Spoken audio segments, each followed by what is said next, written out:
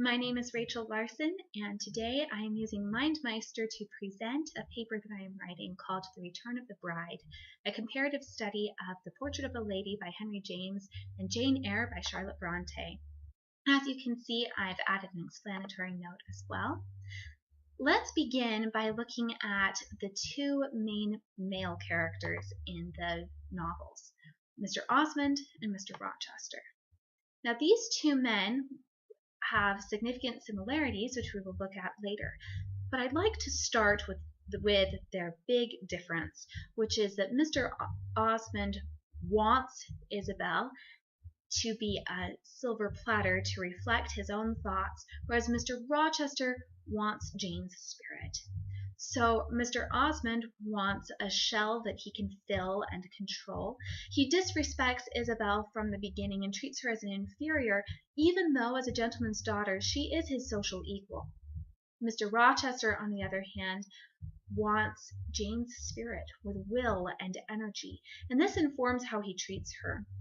He is respectful to her and treats her pretty much like an equal, or like he treats his equals, even though as a governess, she is in a socially inferior position.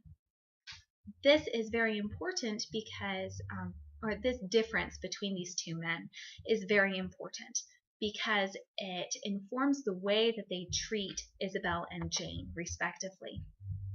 Both are motivated by power.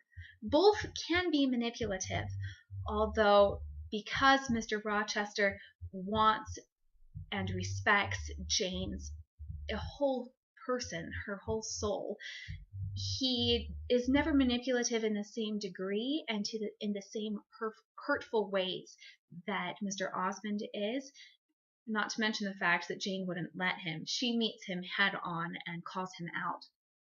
Both men are also, interestingly enough, expatriates.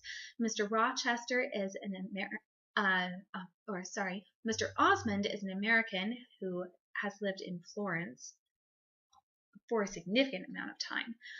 Mr. Rochester, on the other hand, is a Briton who has spent a lot of time elsewhere in Europe. Let's go on now to Isabel and Jane. On to the main female characters, Isabel and Jane. Now, Isabel starts the story with everything going for her. Although she is an orphan, she has an extended family that loves her and takes her under their wing, and gives her many opportunities. Isabel also, unfortunately, ends up later on ignoring these friends and family's advice about marrying Osmond. Jane, on the other hand, starts the book with almost no advantages. From a young age, she has dealt with injustice, and the extended family that she grew up with hates her. She is considered ugly by almost everybody she meets, including herself. Unlike Isabel, she actually ends up listening to an acquaintance's advice about Mr. Rochester, which leads her to tease and torment him instead of flirt during their engagement period. That said, these two books, The Portrait of a Lady and Jane Eyre, are roughly contemporary, which makes them comparable. Also, Isabel and Jane are both intelligent orphans who inherit unexpected fortunes and who end the book by returning to Mr. Osmond or Mr. Rochester. And these returning scenes are very significant and very pivotal to the book. Let's begin with watching this video clip where Isabel rejects Mr. Goodwood's advances and leaves to return to Mr. Osmond.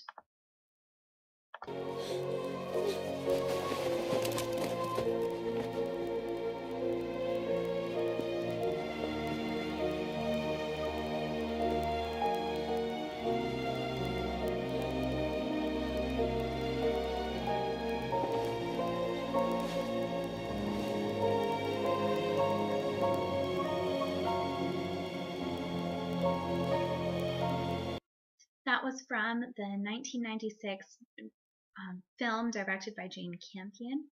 Here is a another clip from an adaptation of Jane Eyre.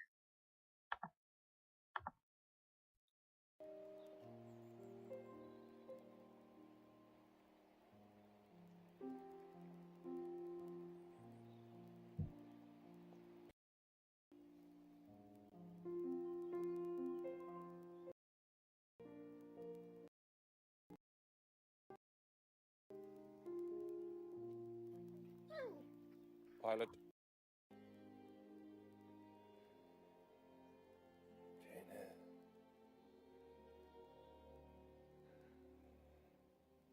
Jane.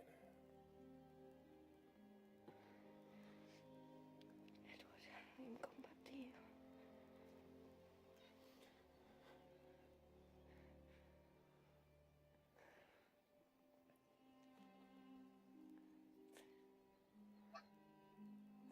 Fairfax Rochester with nothing to say.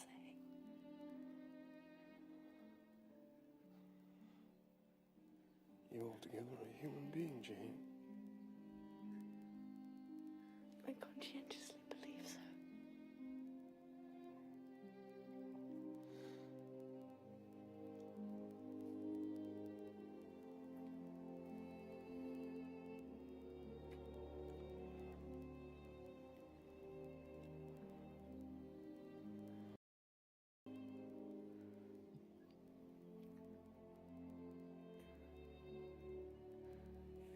Awaken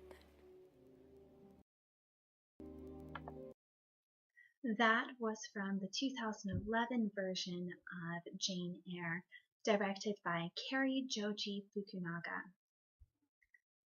So, with these two different stories, what makes these female characters successful? I hold that Isabel is successful because she does what she went out to do. She looks about her, she gains an understanding of life. She sees for herself, even though the poisoned drink of experience is part of the bargain. And that experience, in her case, is often very sour. She also escapes Madame Merrill's fate of becoming like Osmond, which is shown by the fact that she does not make advances toward Lord Warburton to influence him to propose to Pansy, and in addition to that, she does not remain in England. Instead, she chooses to return to Mr. Osmond. Even though that's a tough decision, she remains true to her marriage promise, her marriage vows. She also learns to differentiate between knowledge and imagination. She learns what is truth and what is passing fancy. While we never see Osmond's reaction to her return home, I hold that doesn't matter, because Isabel has learned over the course of the book to see truth and has proven herself capable of holding fast to her ideals regardless of the circumstances. This means she has won an internal victory, and nothing Osmond does can change that. Jane's success is a little more conventional. She overcomes temptation, which I don't mean to devalue. This, I think, is part of the reason why Jane Eyre is such a well-loved classic, because we can all relate to that, to moral dilemmas to a certain extent. Jane also becomes capable of a combination of emotional and rational judgment. While at the beginning she holds more towards rational, she also recognizes that the emotional is an important part of life, and joy and happiness are a melding of both. So, as far as traditional interpretations of the book are concerned, The Portrait of a Lady is considered a realist tragedy because Isabel returns to the very, very problematic marriage that she chose, even when she was given an opportunity to escape. However, I have already given my stance on the story that it can be seen in a more optimistic way as an internal victory. Jane Eyre, on the other hand, is considered a romantic, moralistic novel in which Jane makes a difficult moral choice that causes her pain, but that eventually allows her and Rochester to be together lawfully.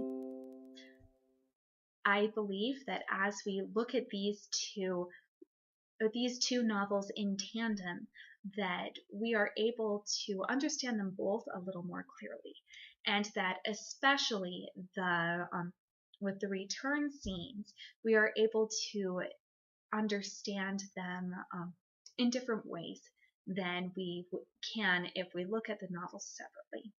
Thank you. I realized that I forgot to click on the links to my sources.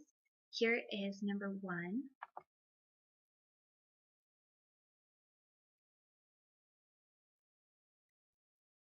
Principle and Propensity by Kelsey Bennett.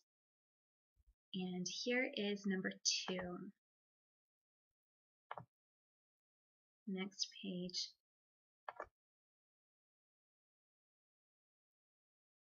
The same link, but I reference a different part of the book. Thank you.